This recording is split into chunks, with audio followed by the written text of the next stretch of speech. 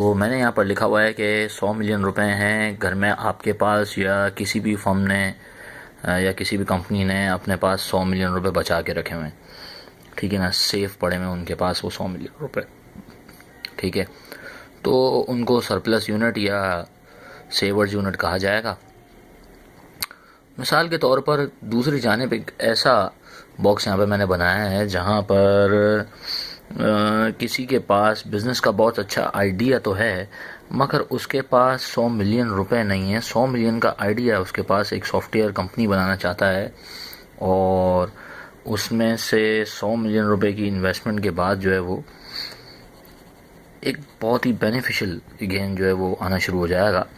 लेकिन अब मसला ये है कि उसके पास पैसे तो नहीं है, ठीक है। और ये 100 मिलियन रुपए जो आपके पास यहाँ मौजूद है, आप इसे ऐसे तो नहीं दे देंगे क्योंकि आप इसे जानते ही नहीं। तो फिर सर बीच में एक इदारा इंटरवीन करता है जिसके पास आप अपने 100 मिलियन रुपए ले जाकर रखवाते हैं। जब आप इसके पास अपने 100 मिलियन रुपए लेकर जाकर रखवाते हैं तो आप बन जाते हैं डिपॉजिटर, क्योंकि ये 100 मिलियन आपने डिपॉजिट करवाए यहाँ पर, और आपको वो कंसिडर करता है अकाउंट होल्डर, ठीक है जी। आप बन जाते हैं उस इदारे के लिए अकाउंट होल्डर, और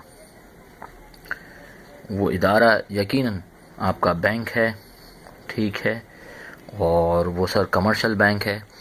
सर वो इदारा उस 100 मिलियन को यहाँ इस डेफिसिट यूनिट को देगा। ये इदारा या ये शख्स या ये फर्म अब जो है वो इस इदारे के पास जाएगी और इससे पैसे मांगेगी।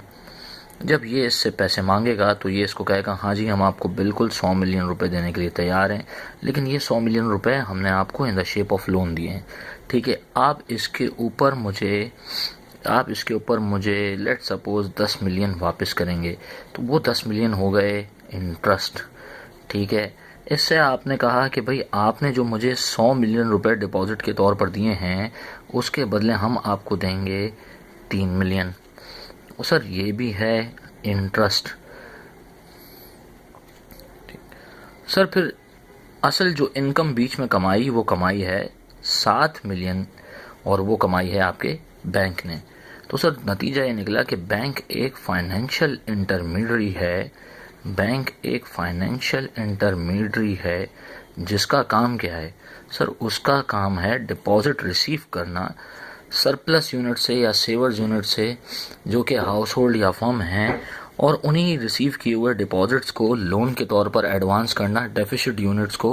और डेफिसिट यूनिट्स जो है वो दूसरे हाउस होल्ड या दूसरे फर्म्स हुआ करती हैं, ठीक है। और ये सारा काम वो अगेंस्ट इंटरेस्ट करता है, यानी खुद डेफिसिट यूनिट से भी इंटरेस्ट लेता है और फिर उसी इंटरेस्ट का एक पोर्शन जो है वो डिपॉजिटर को भी पे करता है, और बीच में जो इन दोनों का डिफरेंस होता है वो उसकी इनकम है सर कमर्शियल बैंक की। तो कमर्शियल बैंक कैश को, नतीजा ये निकला कि कमर्शियल बैंक सर कैश को कमोडिटी ट्रीट कर रहा है, पहली बात। सर दूसरी बात, कमर्शियल बैंक के लिए डिपॉजिटर्स मनी लायबिलिटी है sir.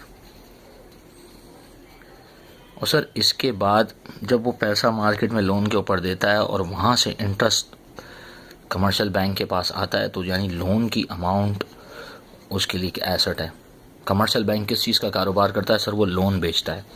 And what is the price of loan sir, what is the price of loan sir, the price of loan is interest, ठीक है जी।